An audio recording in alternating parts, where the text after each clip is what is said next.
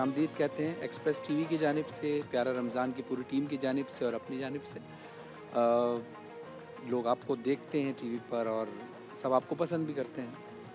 और आज का आपको बुलाने का मकसद तो ये है कि हम आज आपसे वो बातें करें जो नवाल सईद अपने घर में कैसी हैं, जी। और नवाल सईद अपने पेरेंट्स के साथ कैसी हैं, नवाल सईद अपने कुलीग्स के साथ कैसी हैं, नवाल सईद का रमज़ान कैसे गुजरता है। तो ये बताइए कि आज रोज़ा कैसे गुजरा आपको? गर्मी तो नहीं लगी, रास्ते में कोई प्रॉब्लम तो नहीं आने में, धूप तो नहीं लगी? नहीं नहीं, बिल्कुल भी नहीं। मेरे घर से भी थोड़ी करीब जगह है तो शायद इसलिए भी नहीं। अच्छा, माशाल्लाह, माशाल्लाह। पर मैं कैसी हूँ ये तो मैं चाहूँगी कि लोग मेरे बारे में बताएं तो ज़्यादा बेहतर होगा, लेकिन थोड़ा नहीं, बहुत लोग तो अगर बताते हैं, लोग तो आपको अच्छा समझते हैं, आपकी तारीफ़ करते हैं, तभी तो लोगों की डिमांड पर आपको बुलाया गया है। तो लोगों ने अच्छा। कहा जी नवाल सईद को बुलाया जाए, इसलिए हमने आपको बुलाया। चलिए जी, शुक्रिया। तो नवाल, आप ये बताइए कि आपके हमने कुछ इंटरव्यूज़ भी देखे, आपकी कुछ बातें भी सुनी। ज़ाहिर है किसी पॉडकास्ट में, इंटरव्यू में ही किसी आर्टिस्ट की निजी ज़िंदगी के बारे में पता चलता है। बेशक तो बेशक। माशाल्लाह आपके जो वालिद साहब हैं वो खुद आर्ट लवर हैं जी। और आपकी वालदा ने आपको बड़ा सपोर्ट किया। ये बताइए कि अब जब आप इस मकाम पर पहुंच गई तो आपके वालिद साहब तो फ़ख्र से यानी एक आर्टिस्ट की भी तो कदर करते हैं, जैसे आपने एक इंटरव्यू में बताया भी। तो अब आपको क्या महसूस होता है इस मकाम पर आने के बाद? मुझे तो अच्छा ही लगता है और मैं उम्मीद तो यही करती हूँ कि वो भी खुश होंगे मुझे देखकर। मुझे लगता है कि वो खुश होते हैं। और इस मकाम पर आने के बाद मैंने, क्योंकि मैं हमेशा ये कहती हूँ कि मैंने कभी एक्सपेक्ट नहीं किया था कि मैं कोई किसी स्टेज पे पहुँचूँगी, या मैंने किसी चीज़ को इमेजिन नहीं किया था। तो मैं जहाँ पर भी आई हूँ या जहाँ तक पहुँची हूँ, मुझे खुशी तो होती है, लेकिन मुझे ये नहीं होता कि okay now I have made it. I feel very happy, I feel grateful, but I never thought about it. मुझे लगता है इसलिए भी मैं थोड़ा जल्दी पहुंच गई जहाँ पर मुझे पहुंचना था। For a lot of people it's very difficult also. मुझे लगता है कि God has been too kind. मुझे शायद थोड़ा कम टाइम लगा बिकॉज आई वॉज नॉट, मेरे सर पे सवार नहीं की हुई थी कोई चीज़। बहुत अप्रिशिएट करता हूँ मैं इस बात को कि जो हमने आपके बारे में सुना कि आपने अपनी अपने अपनी एजुकेशन को जी जारी रखा और जी बीच में कोविड की वजह से जो जी आपने जी बताया, जी लेकिन कितना रिसर्च किया हुआ हमने आपके बारे में, है ना? जो जवाबात आपको देने वो इसलिए कि जो सवाल लोग कर चुके हैं, हम चाहते हैं कि अब नई बातें आपसे हों। तो वो पढ़ाई को आपने जारी रखा और अब आप बीच में आपने जी जी कोविड की वजह से जी। स्किप कर दिया था। अब कब इरादा है दोबारा से ज्वाइन कर, क्योंकि साइकार्टिस्ट भी आप हैं माशाल्लाह, नहीं नहीं नहीं नहीं, साइकोलॉजी पढ़ी मैंने है आपने? साइकोलॉजी पढ़ी थी लेकिन मैं साइकियाट्रिस्ट नहीं हूँ। ये बहुत ही एक बड़ा स्टेज है जो कि मैंने अभी तक अचीव नहीं किया है। मैंने थोड़ा बहुत पढ़ा है उसके बारे में। मैंने कोविड में ऑफ कोर्स मेरा ईयर ब्रेक का था मेरा इरादा, लेकिन उसके बाद मेरी वर्क कमिटमेंट्स आ गई थी बहुत ज़्यादा, and it was for 6 months 7 months 5 months इस तरह की। तो उसके बाद मैं रिज्यूम नहीं कर पाई, लेकिन आई एम थिंकिंग कि मैं एक फिर प्रॉपर जब चंक लूँगी ऑफ तो मैं प्रॉपर कंप्लीट करूँगी, फिर मैं बैक एंड फोर्थ नहीं करूँगी सही। कि और फिर उसके बाद फिर रिज्यूम करना हुआ तो of course I will, but मैं वो चंक पूरा ऑफ लूँगी where I can complete it for once. ये बड़ी अच्छी बात है क्योंकि अक्सर लोगों का कॉन्सेप्ट ये है कि हम पढ़ लिख कर अच्छा कमाएंगे, जी जी जी।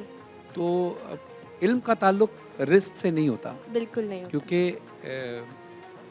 मौला अली अलैहि सलाम फरमाते हैं कि अगर रिस्क इल्म की वजह से ही रिस्क मिलता तो जितने जाहिल हैं वो तो भूखे मर जाते।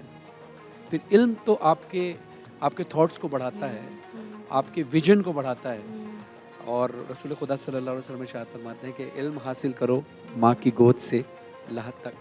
तो ये बड़ी अच्छी बात है कि आपने अपनी एजुकेशन को जारी रखा और इसको रखिएगा भी। जी अच्छा, बिल्कुल। साइकोलॉजी जो आपने पढ़ी है वो कहाँ तक पढ़ी है? कंप्लीट कर ली है या एक नहीं सब्जेक्ट नहीं था खाली? नहीं नहीं, कंप्लीट नहीं किया। I studied it for 2 years. ठीक है। मुझे थोड़ा बहुत समझ है, लेकिन of course I have not completed it.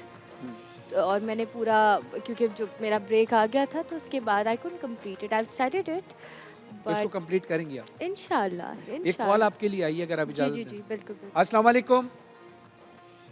जी जी अस्सलाम वालेकुम। कौन बोल रही हैं और कहाँ से बोल रही हैं? कौन बोल रही हैं और कहाँ से बोल रही हैं? अस्सलाम वालेकुम। हेलो, अस्सलाम हेलो वालेकुम। आवाज़ आ रही है? अस्सलाम वालेकुम। वालेकुम अस्सलाम। कैसी हैं आप? कौन बोल रही हैं और अस्सलाम कहाँ वालेकुम। से बोल रही हैं?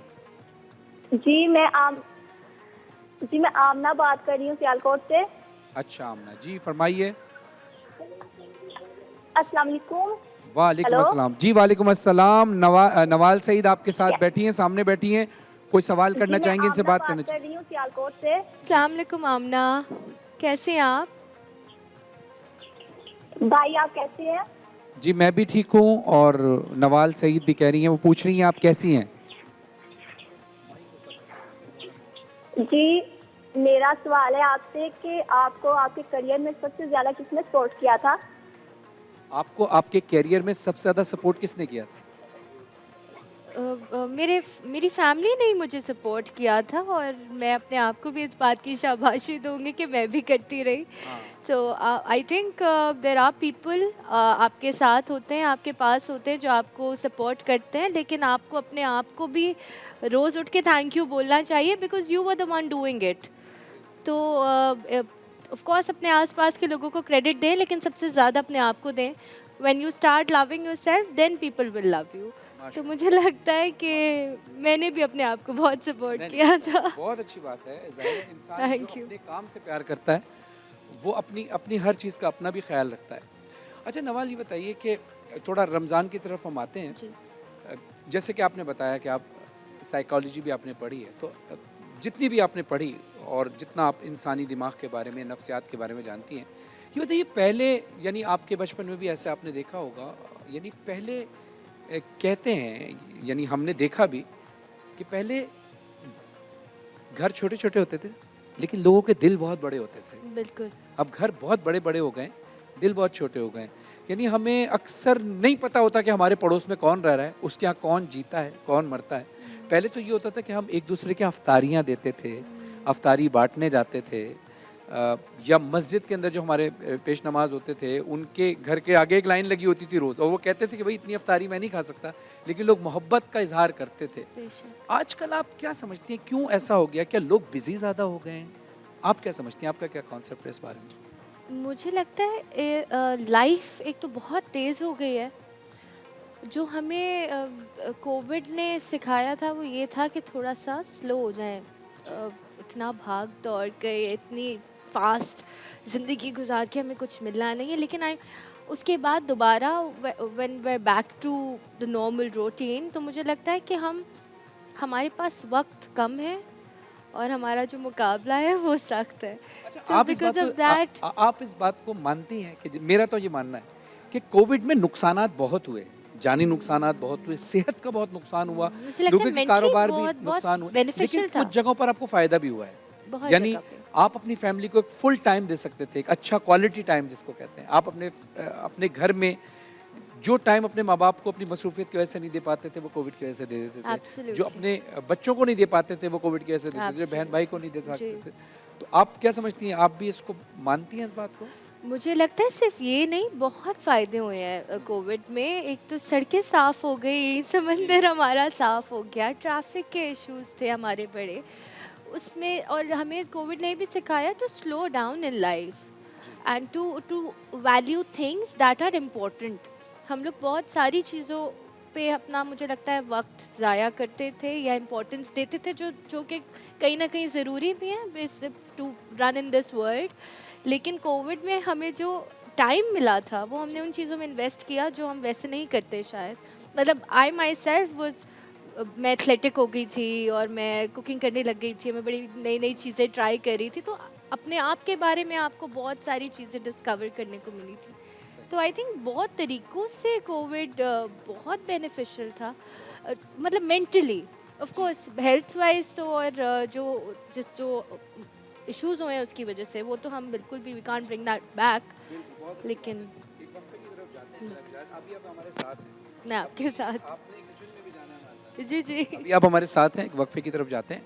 तो नाजरीन, अभी बात हमारी नवाल सईद से ये हो रही थी कि कोविड ने भी हमें नुकसानात तो बहुत पहुंचाए, लेकिन बहुत कुछ सिखा कर भी गया है। हम एक दूसरे का ख्याल रखना शुरू हो गए थे। हम एक दूसरे के लिए सोचते थे।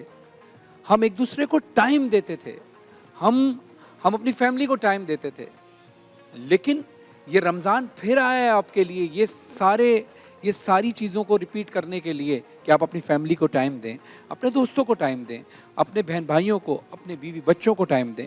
आप उनको टाइम दें जो आपके टाइम के हकदार हैं। आप अपने माल में से उनके लिए भी खर्च करें कि जिनका हक आपके ऊपर है। तो अल्लाह से दुआ है कि अल्लाह इस रमज़ान में हमें ऐसा बना दे जैसा वो चाहता है।